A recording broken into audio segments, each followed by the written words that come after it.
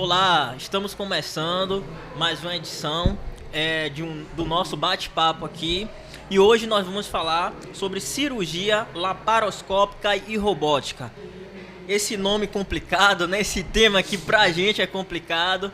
Tem alguém que domina muito bem, que é o Dr. Jeová Guimarães Tavares, que está aqui com a gente e vai falar um pouco sobre essa cirurgia, sobre essa tecnologia que tem auxiliado aí não só pacientes, né, mas também todo o campo, né, de profissionais da saúde. Seja muito bem-vindo, Dr. Jeová.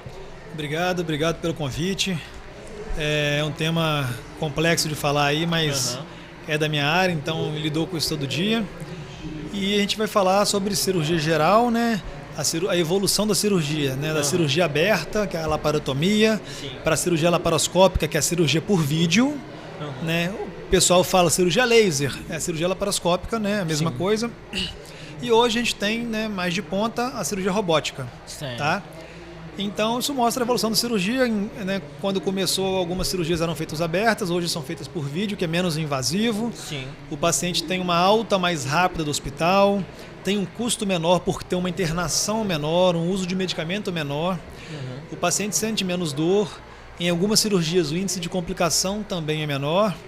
A taxa do paciente voltar ao hospital por complicação também é menor. E esteticamente é muito melhor. Então, só eu já falei 10 vantagens, né? Que nos mostra caminhar para a cirurgia minimamente invasiva, que é a cirurgia laparoscópica e a cirurgia robótica. Certo, ok. Aí tem a cirurgia laparoscópica e a robótica. Quais são as diferenças, né, do ponto de vista ali de procedimento em relação a essas dois métodos, vamos colocar assim? O que muda é a via de acesso ao paciente, né? A via laparoscópica são pequenos instrumentos que a gente coloca no abdômen do paciente e a gente mesmo diretamente controla esses instrumentos com a mão. Uma câmera entra normalmente no umbigo e 3 ou 4 outros instrumentos entram no abdômen. Isso aí a gente controla naquele órgão, né? A pinça naquele órgão, enquanto na cirurgia robótica, né, a câmera entra controlada por um robô. E as mãos também são as mãos do robô. Porém, não é o robô que opera, é a gente que opera e o robô reflete o que a gente faz, todos os nossos movimentos lá dentro da barriga do paciente. Qual que é a diferença? Então, por que você vai usar a robótica ou a laparoscópica? Na robótica, você tem um alcance maior, né, de alguns órgãos, porque você consegue chegar mais próximo, você consegue ver mais detalhadamente, já que você vê em 3D. Ergonomicamente é melhor para o cirurgião, porque o cirurgião não fica perto do paciente numa posição incômoda. O cirurgião opera sentado, né, opera relaxado, então isso aí também reflete numa cirurgia longa, por exemplo. Vou operar uma endometriose que dura às vezes 8, 12 horas. Você ficar em pé em cima do paciente com uma posição incômoda, isso reflete na cirurgia no final. Na robótica você não tem esse cansaço, você opera sentado, né? O robô também, ele tira o tremor, ele tira o tremor essencial, ele tira o movimento brusco, ele freia isso aí também, ele corrige a gente nesse aspecto. Então, para algumas cirurgias, né, quando possível, a gente indica a robótica ou a laparoscópica de acordo com isso aí. É possível afirmar que essas tecnologias, né, elas tornam o procedimento mais preciso do que em relação ao humano? Porque tem gente que ainda discute isso, né? Não, eu prefiro o humano porque trata-se de um robô e tal, então... Como eu te falei, né? É o robô operando por um humano. Então, se o humano errar, o robô vai errar. Se o humano acertar, o robô vai acertar. É um comando que você dá através de movimentos das mãos para o robô fazer. Então, assim, esse místico de o robô é pior se errar e tal, isso não existe. É o humano que vai, se ele errar, ele vai errar nas duas formas. E o robô e a laparoscópica, ela é menos invasiva do que a cirurgia aberta, por exemplo. Então, sem sombra de dúvidas, tem mais vantagens, né, quando poder ser aplicada do que a cirurgia aberta convencional. Ok, beleza. O senhor já, lógico, né, o senhor é médico, estudou durante muito tempo, ainda continua se aperfeiçoando e tal, né? Quais os impactos, né, essas tecnologias têm trazido para o segmento da saúde, né? Porque antes não tinha, né? Existia uma série de barreiras e tal, né? Mas hoje a medicina já está aderindo a essas tecnologias, né? Quais são os impactos? Pode ser tanto os positivos quanto os negativos que o senhor tem percebido nisso? Eu acho que é só impacto positivo, tecnologia e evolução vai trazer melhoras, né? Há 20 anos atrás a gente tinha pouco aparelho de vídeo difundido no estado. Hoje a gente tem em todo hospital praticamente, né? O robô não tinha nenhum, já tem alguns pontuais em Vitória, aqui em Cachoeiro. Então a tendência disso aí é aumentar e melhorar e trazer melhoras para os pacientes. Sim. No paciente do SUS, antigamente você não conseguia operar ele por vídeo, hoje você consegue operar em vários hospitais do estado. Sim. Então tudo isso aí só traz impacto positivo, sem dúvida alguma. Show, bacana, bacana. E assim, para o profissional nem se fala, né? Então...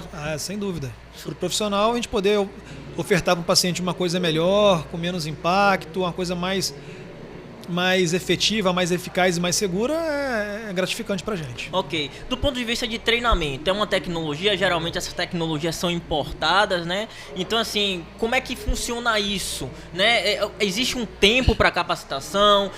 Depois que chega a tecnologia, como é que é feito todo esse procedimento para que o profissional, né, ele possa se adaptar e poder atuar? Então, a cirurgia laparoscópica e a robótica, né? Elas existem como pós-graduação, né? Você se especializa naquilo ali, por exemplo, em laparoscopia avançada ou então em cirurgia robótica. Certo. Então é uma curva de aprendizado moderada para longa, depende de treinamento, tudo na vida é treinamento. Se você não treinar, você não vai ter excelência, Sim. Você não vai ter qualidade daquilo que você faz. Então, o cirurgião que treina, que está ali treinando no Dry Lab, né, que é um instrumento como se fosse simulador, né? Sim. Treina no Animal Lab também, que são... às vezes tem escolas, né, por exemplo, no Instituto CRISP, em Juiz de Fora, onde eu dou aula também. Sim. A gente faz a anestesia dos porquinhos e faz a videocirurgia, a videorobótica nos porquinhos para poder treinar. Então, o treinamento é essencial, tá? Ele forma o cirurgião, ele vai definir se o cirurgião é bom ou não, tem que ter habilidade, para você ter habilidade tem que ter treinamento. O robô ele pula um pouquinho essa etapa, porque ele diminui o tremor, ele facilita um pouco a cirurgia. Sim. Mas a laparoscópica demanda mais treinamento do que a robótica, ao meu ver, sim. É um desafio, né? Então, assim, é necessária atualização constante? Sim. A gente da medicina, da cirurgia, em tudo, na verdade, né? Quem acha que sabe tudo não sabe nada. A gente tem que estar sempre buscando inovação, estudando, aprendendo. Eu dou aula, eu sou professor, mas toda vez que eu vou lá dar aula, que eu tô ensinando, eu estou aprendendo junto, eu estou renovando aquilo na minha cabeça. O aluno me faz uma pergunta que é um desafio para mim, às vezes ter que responder e eu vou ter que buscar novas informações. Então, sempre atualizando, sempre fazendo cursos, frequentando congressos, atualizações, sem dúvida alguma. Ok. O senhor já atua na área, né? Então, assim, pode falar perfeitamente sobre isso. Toda nova tecnologia que chega, né, ela traz os benefícios, mas assim, é como a gente acabou de falar aqui, requer aperfeiçoamento, né? Então, assim, quais são as perspectivas, né, para essa questão da tecnologia, principalmente nas cirurgias, né? E desafios que o senhor aponta assim, não, ainda precisa avançar nisso, sabe? Principalmente no SUS, se for o caso. Isso, é uma pergunta bacana que você fez aí, porque a gente tem que estar sempre, né, acompanhando a tecnologia. O cirurgião que vai para o interior, relaxa, se acomoda ali, né, ele vai ser esquecido no momento. Então tem que estar sempre, sair da zona de conforto e buscar coisas novas, estudar e se aperfeiçoar. E hoje, por exemplo, a robótica, qual que é o impacto da robótica? O que não deixa a robótica crescer tanto? Talvez o valor, o preço, o custo por cirurgia. Entendeu? E também o treinamento de cirurgiões não são todos que conseguem ter acesso a isso. Então, ainda assim, esse acesso, essa acessibilidade, a disponibilidade de robôs no estado, né, no Brasil em si também, isso impacta um pouquinho negativamente. Teria que ter mais, mas é caro, é uma coisa que tem que se conquistar, é difícil. Então, talvez isso aí, essa demanda também atrapalhe um pouquinho. Atrapalha um pouco, certo. O senhor falou no início, né, citou alguns exemplos em que são necessárias usar, né, as cirurgias robóticas quanto a laparoscópica. Eu queria que o senhor listasse, assim, pelo menos assim, umas 3, 4 tipos de doenças ou procedimentos que, assim, podem ser indicadas essas cirurgias, né, a robótica e a laparoscópica, e assim, em quais dos procedimentos a cicatrização é melhor, o procedimento é melhor, essa questão de indicação. Tá, vamos lá, a cirurgia laparoscópica, que é a vídeo, né, em quase todos os procedimentos abdominais ela é factível, desde que você tenha o material que precisa, né? Por exemplo, vesícula, não se opera mais vesícula aberta, vesícula é vídeo, ponto, indiscutível. Apendicite, vídeo. Cisto de ovário, esterectomia, que é retirada de útero, vídeo. Então, as cirurgias, tumor de intestino, tumor de estômago, entre outras, vídeo. A robótica, quando que você vai indicar? Quando você precisa, talvez, de um detalhamento maior daquela área, um acometimento de algum nervo que é um órgão mais detalhado, mais profundo, de mais difícil alcance. Por exemplo, na cirurgia de endometriose profunda, sim, a robótica é bem indicada. Na prostatectomia, que é a cirurgia de próstata, do câncer de próstata, também ela é muito bem indicada. Então são algumas cirurgias pontuais que você tem uma indicação mais interessante. Por exemplo, uma vesícula por vídeo, sempre indicada. Agora, uma cirurgia por robótica, talvez... se for levar em consideração custo e tal, a laparoscópia alcança o mesmo resultado, entendeu? Sim. Então, eu indicaria que hoje, né, em geral, endometriose é muito bom indicar por vídeo, a prostatectomia, que são cirurgias urológicas também, sim, e tumor de intestino, entre outros também, são bem factíveis de fazer na robótica. Entendi.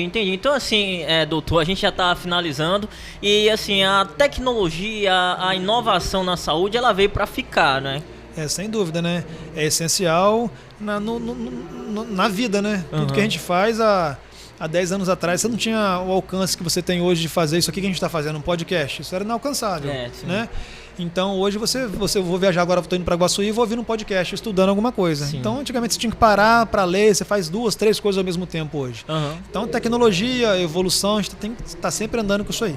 Uma outra coisa, só antes da gente terminar definitivamente, existe uma linha ali, né, principalmente depois da pandemia, né? E aí eu acho que esse é um desafio aí para os médicos também. Depois da pandemia, muita fake news voltada para a saúde, essas pessoas usando inteligências artificiais para poder se consultar, saber sobre procedimentos.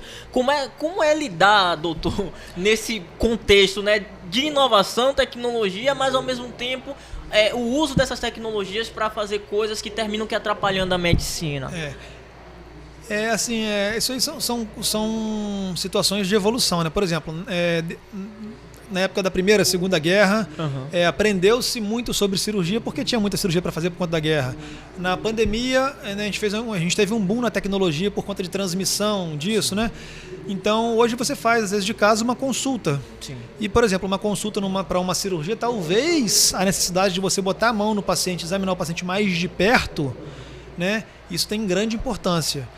Por exemplo, numa consulta psiquiátrica, que às vezes você pode conversar com o paciente, né, via FaceTime, entre outras coisas, você não necessita tanto do toque, né? Isso. Mas numa consulta cirúrgica, por exemplo, você tem que palpar o abdômen, fazer um exame físico, isso aí, a gente perde um pouco com isso. Então tem que saber indicar também, igual as indicações das cirurgias, né? A gente vai indicar mediante um exame físico confiável, mais real, né? Entendi.